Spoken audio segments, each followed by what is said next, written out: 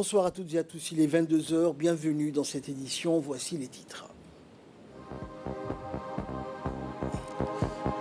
Remise des kits aux enfants hospitalisés à l'hôpital Cheikho, une opération organisée par le ministère de la Femme et de la Famille et le ministère de la Santé. Et dans l'actualité internationale, blocage sur le financement des pertes et dommages réclamés par les pays du Sud pendant la COP27. Voilà pour les titres, bonsoir à tous. Le président de la République, Soumaïla Omar Guelleh, a formé des vœux de santé et de bonheur au sultan de Oman, Sa Majesté Haitham Ben Tariq, dont le pays célèbre ce vendredi l'anniversaire de sa fête nationale. Ces vœux du chef de l'État sont intervenus dans un télégramme de félicitations où il a également souhaité davantage de progrès, de développement et de prospérité au peuple frère du sultanat d'Oman. Le peuple et le gouvernement de Djibouti se joignent aussi à moi pour manifester leur sympathie à la nation sœur omanaise, a écrit le président Guelleh dans le même document. Nous nous réjouissons des liens fructueux de solidarité, d'échange, de coopération entre la République de Djibouti et le sultanat frère d'Oman, a par ailleurs noté le président de la République, réitérant sa détermination à œuvrer toujours au raffermissement de ces relations déjà privilégiées. Le ministère de la Femme et de la Famille, l'Union nationale des femmes djiboutiennes, en collaboration avec le ministère de la Santé, avec l'appui de l'UNICEF, a organisé hier un événement dédié à la distribution et remise des kits aux enfants hospitalisés à l'hôpital Cheikho de Balbala.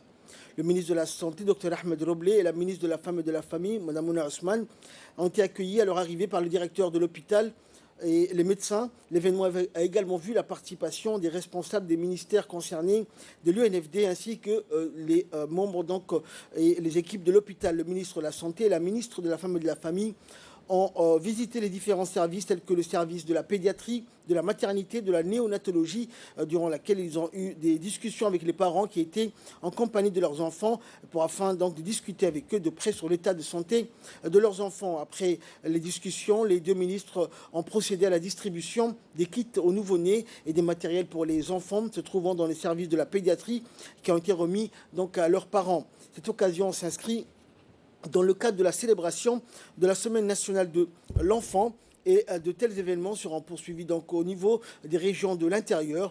Ainsi, l'organisation d'un tel événement reflète l'intérêt que les ministères responsables et partenaires attachent afin de préserver la santé des enfants et soutenir leurs parents. Et dans son intervention, le ministre de la Santé, Dr Ahmed Roblé, a évoqué l'importance de procéder à des examens médicaux et a demandé aux femmes enceintes de respecter les 4 consultations prénatales. On écoute le ministre. Nous sommes ce matin à l'hôpital Cheikho, hôpital de Balbala. Le ministère de la Femme et de la Famille, avec à sa tête la ministre, ma sœur Mouna Ousmane, toute son équipe est venue nous visiter ce matin à l'hôpital Cheikho. Et ce ministère nous a apporté des kits pour les mamans et les bébés qui sont hospitalisés dans les pédiatries et la maternité, la néonatologie de l'hôpital Cheikho. C'est une occasion, encore une fois, de remercier l'engagement des hommes et des femmes, des médecins, des paramédicaux, des personnels de soutien qui travaillent dans cet hôpital jour et nuit pour assister leurs sœurs, leurs frères qui sont hospitalisés dans cet hôpital. Cet hôpital qui est un des plus grands de Djibouti et qui est devenu un des plus grands de Djibouti actuellement et qui s'occupe de toute la commune de Balbala. Je voudrais réitérer mes remerciements au ministère de la Femme et de la Famille, à la ministre Mouna Ousmane, mais également à tous les cadres qui sont présents ici. Juste ajouter un mot de sensibilisation parce qu'on va toujours continuer. Nous sommes un ministère également de sensibilisation et de prévention. Nous avons vu ce matin 4 enfants qui avaient des pathologies neurologiques, des pathologies comme l'hydrocéphalie, comme les spina bifida, comme des pathologies qui sont souvent dues à des déficits de vitamines en fer foldine et surtout en foldine. Donc je voudrais attirer l'attention des familles, des pères, des mères, pour que les mamans, pendant les grossesses, respectent les consultations prénatales, les 4 consultations prénatales, mais également pour qu'elles puissent prendre le fer La foldine est très importante. Elle prévient les malformations d'ordre neurologique. Et tous ces comprimés-là ne coûtent absolument rien du tout. Ces comprimés-là sont dispensés, sont offerts gratuitement au cours des consultations prénatales dans tous les centres de santé de Djibouti et des régions. Et de son côté, la ministre de la Femme et de la Famille, Mme Mona Ousmane Aden, qui a accompagné le ministre de la Santé durant ce déplacement à l'hôpital Chéro, a exprimé sa satisfaction d'avoir participé donc à cet événement qui est dédié à la distribution des kits au profit des enfants hospitalisés à l'hôpital Chéro de Balbala. Dans l'actualité également, le ministre des Affaires sociales et de Solidarité, Ouloufa Ismaël Abdo, accompagné de la ministre de la Jeunesse et de la Culture, Dr Hibo Moumine, s'est rendu à Goubeto, à Ali Sabié. Hier, les membres du gouvernement étaient accompagnés d'une forte délégation, comme les cadres respectifs des deux ministères, mais également du directeur général de l'ADDS et des parlementaires de la région et des autorités locales. Cette visite avait pour objectif premier d'inaugurer un local communautaire qui a été initié dans le cadre du projet intégré de transfert monétaire et de renforcement du capital humain. Sa construction a été pilotée par l'ADDS et exécutée par la communauté elle-même. Et les deux ministres se sont ensuite entretenus avec la communauté qui leur avait préparé un accueil chaleureux, l'occasion de faire le point sur l'apport du gouvernement au niveau local, mais également de récolter les doléances de chacun.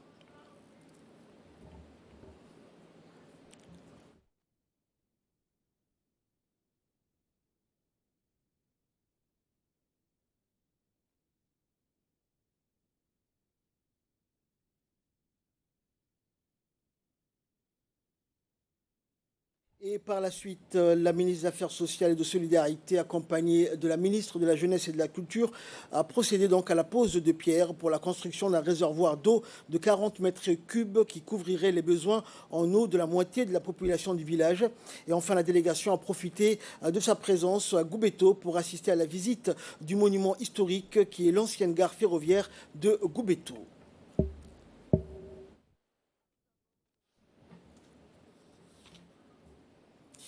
Et dans son intervention lors de la réunion avec les populations du Goubeto et des secteurs environnants, la ministre de la Jeunesse et de la Culture, Dr Hibo Moumine Assoué, a souligné la grande importance que le gouvernement accordait à la satisfaction des besoins de la population sur l'ensemble du territoire et dans les régions de l'intérieur également. Elle a profité de cette occasion pour saluer la propreté et le climat modéré de la localité de Goubeto, ajoutant qu'il ne faisait aucun doute que les habitants appréciaient la santé, le bien-être et la paix.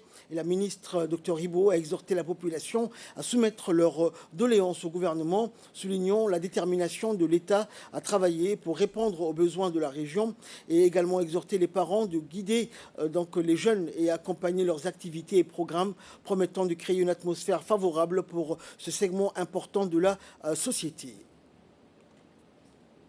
Et de son côté, la ministre des Affaires sociales et de Solidarité, Ouloufa Ismaël Abdo, s'est exprimée et a rappelé également les objectifs de cette visite à Goubeto et elle a indiqué donc que cette visite avait pour but d'examiner de plus près les projets de développement mis en œuvre, puis d'écouter l'exigence de la population et ses besoins. Et elle a rappelé la grande responsabilité du gouvernement dans la réponse aux besoins des citoyens, conformément aux directives émises par le président de la République. La ministre Ouloufa a noté également que la délégation, dans le cadre de sa mission, a visité de nombreuses zones. L'inauguration du siège dédié aux rencontres des femmes et des dignitaires s'inscrit dans le cadre de la réponse du gouvernement aux demandes de la population et a été réalisée par l'Agence djiboutienne de développement, la DDS, dans le cadre du projet Pitch. Et en conclusion, la ministre a exhorté les citoyens à porter attention nécessaire sur cette installation ô combien vitale. L'ambassade d'Algérie à Djibouti a célébré le 68e anniversaire du déclenchement de la révolution du 1er novembre 1954. Et c'est hier soir à l'ambassade algérienne à Djibouti que cet événement a été célébré. L'ambassadeur de la République algérienne démocratique et populaire accrédité à Djibouti, Mohamed Irki, a offert une réception officielle de l'hôtel Sheraton pour cette occasion. Le gouvernement djiboutien était représenté par le ministre des Affaires musulmanes et des biens Warf Moumine Hassan Barri. La cérémonie commémorative de L'indépendance donc de l'Algérie, c'est en 1962, s'est déroulée en présence de hautes personnalités civiles et militaires ainsi que des membres des corps diplomatiques accrédités à Djibouti. Étaient également présents des ressortissants algériens vivant à Djibouti et de nombreux étudiants diplômés des universités algériennes.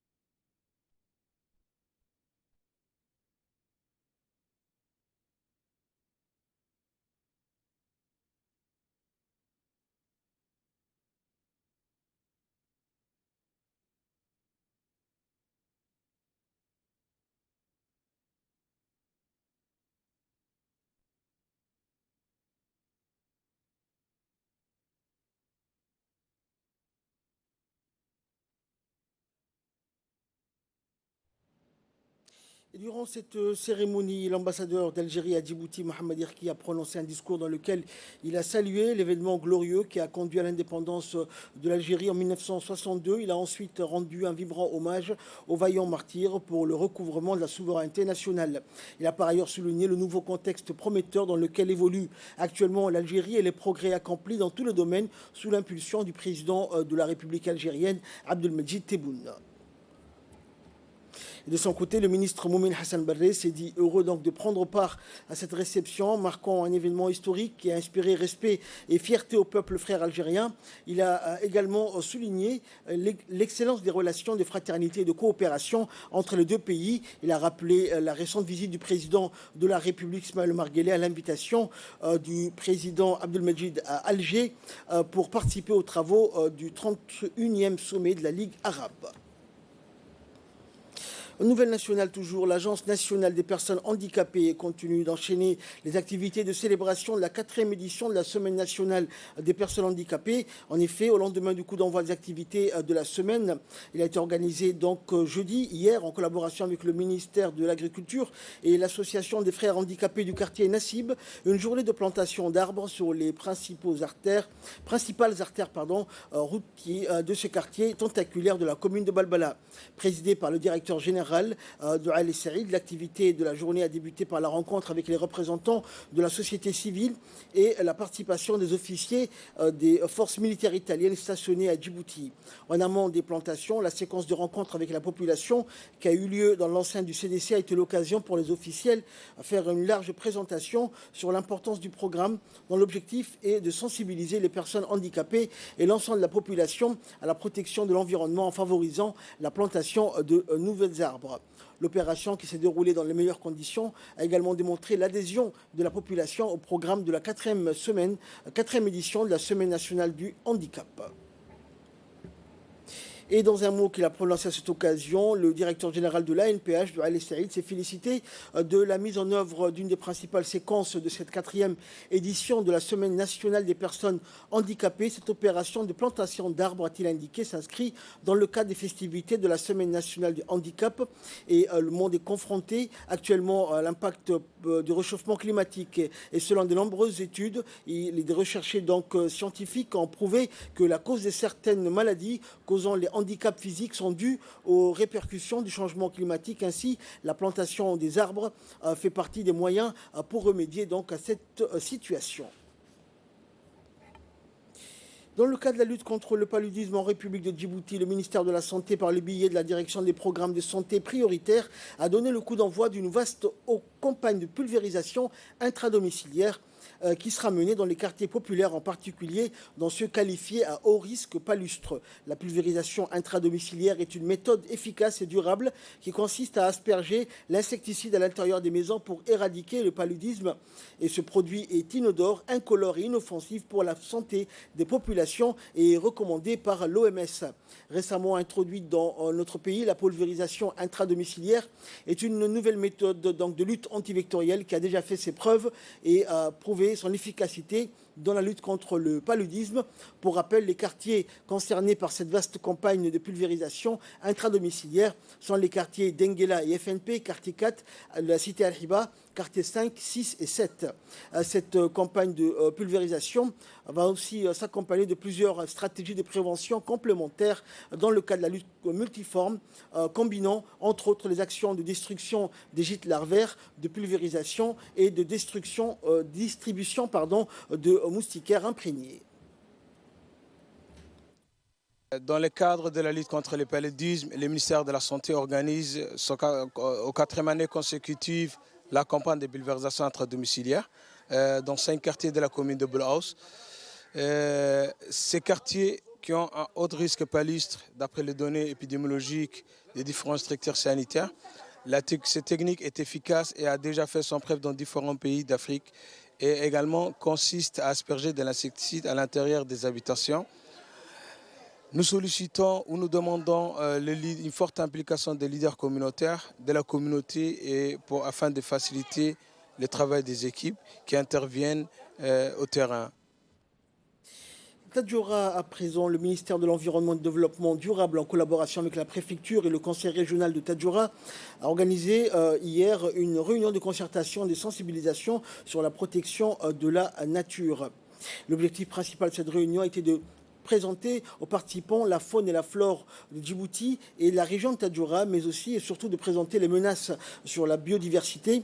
Il a été présenté aux participants la législation nationale en matière de biodiversité en vigueur à Djibouti. Et en effet, conformément au décret portant protection de la biodiversité, la chasse, la capture, le commerce de toutes les espèces d'animaux sauvages, de leurs dépouilles, peaux et trophées sont interdits sur l'ensemble du territoire djiboutien. Et malgré sa superficie réduite, Djibouti possède une très grande variété et diversité biologique, tant marine que terrestre, répartie sur l'ensemble du territoire qu'il faut protéger.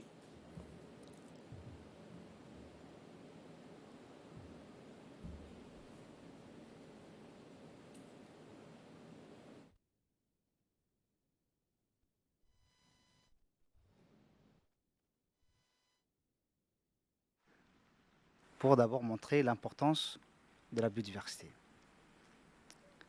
Au-delà de ça, nous avons aussi travaillé pour vous montrer l'impact qu'il y a sur la biodiversité au niveau de notre pays. C'est un programme que le ministre de l'Environnement nous a demandé de mettre en place pour d'abord vous rencontrer, pour vous montrer la législation nationale en matière de protection de la biodiversité.